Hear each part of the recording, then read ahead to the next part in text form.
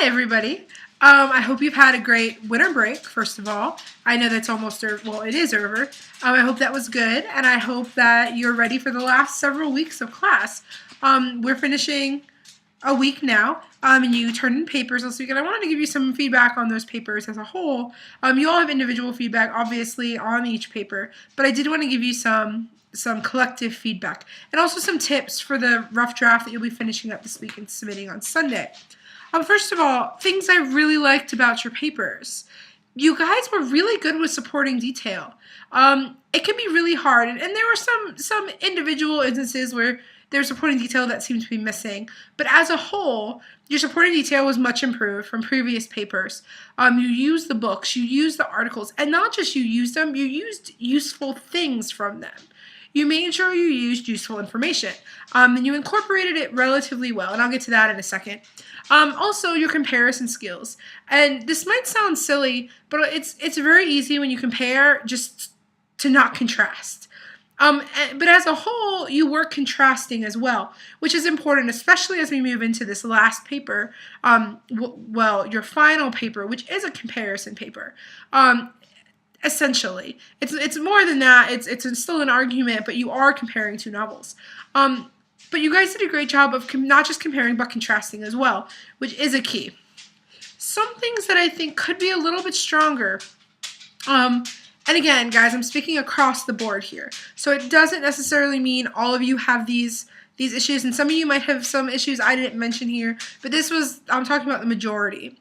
Block quotes. Formatting for block quotes is extraordinarily important. The way to format a block quote is, a lot of you did this, you separated it out and you indented it properly. However, some of you italicized the entire quote, even though it's not italicized in the book or the article, and a lot of you put quotations around it. In a block quote, we don't quote the quotation, which I know is a little bit confusing, because when you're doing regular quotations, you're using regular supporting evidence in your text. You quote them because they're within your text, but because we're separating it out, MLA does not require quotation marks. I marked this on all the papers that happened. Just keep an eye out for it, because technically that comes down to wrong formatting, and that does affect a section of your rubric, the mechanics and the writing. So keep an eye on that. Do not quote it, and don't italicize. Remember, when we're quoting other people's text, we only italicize if it was italicized within the actual text, or we're adding emphasis, and then we have a notation that says emphasis added. Otherwise, the readers think that that's what it was like within the book, and that's problematic, because we're changing the meaning then of what the author is saying. Okay. Another thing was thesis statements. Now, your thesis statements in general are much more improved from previous papers, but I think the reason why I saw somewhat of a trouble here is because when we do a comparison, it can get kind of confusing. A lot of you would have an argument buried within your paper, but when it came to your thesis statement, what I'd see was that both novels have similarities and differences, but they both explore human nature. Or that's not a thesis, it's not an argument. We can definitely tell the ways the books aren't the same. Similarities are pretty easy to see, because especially in a thesis statement like that, you're not saying where they're similar, you're just saying that they have similarities, which no one would argue with. And then you're saying what the theme is. But remember, a theme, if you remember from a couple weeks ago, I sent you guys a video about thesis and themes. A theme is just an idea. It is not what the author is saying. So in this case, what are the authors saying? Are they saying the same thing? Are they saying different things? What actually is their point? The same way you wrote a thesis statement for previous papers is the way you write one for a comparison.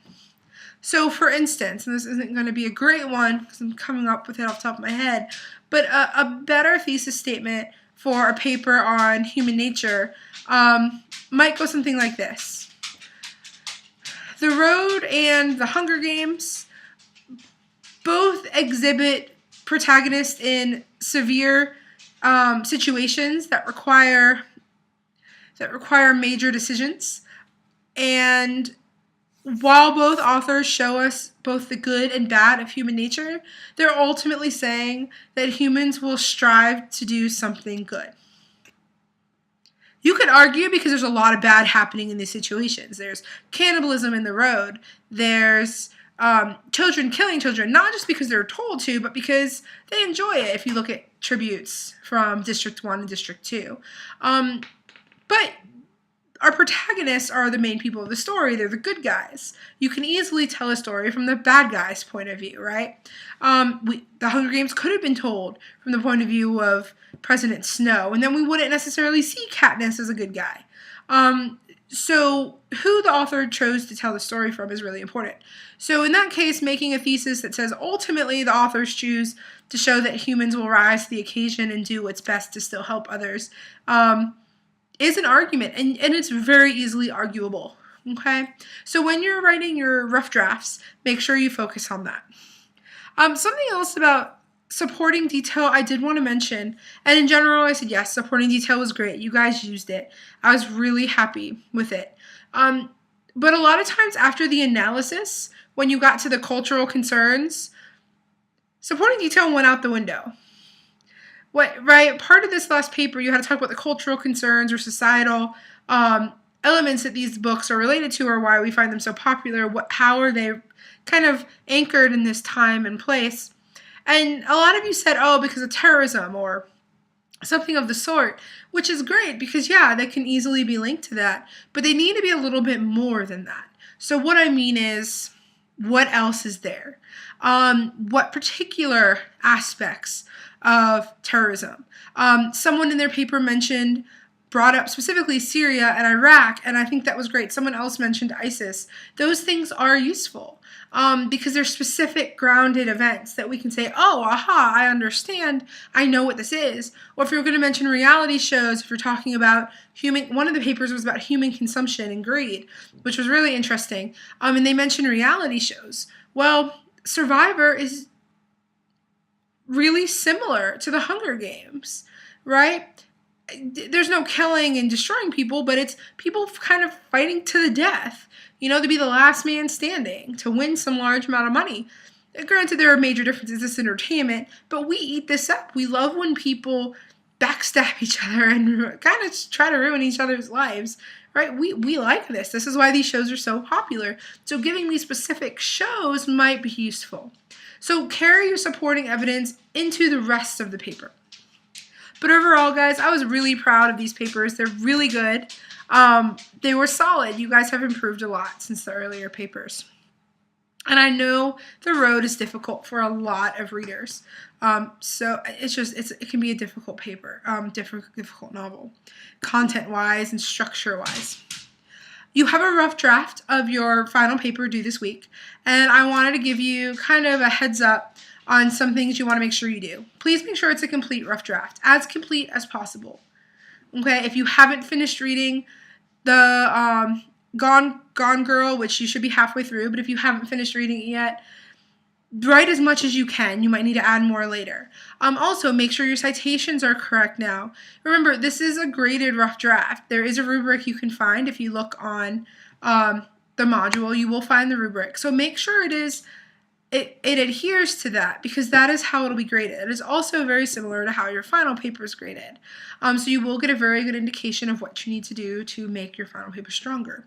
But please make sure it's complete. Please make sure your citations. Please double check the rubric. There are things missing in these papers that the rubric is very clear about, such as the societal concerns, and there were several papers I read that had none of that in it. If you double check the rubric and use it as a guide, you should end up in the right place. Okay? Good luck finishing your paper. May the odds be ever in your favor, and enjoy the rest of your weekend.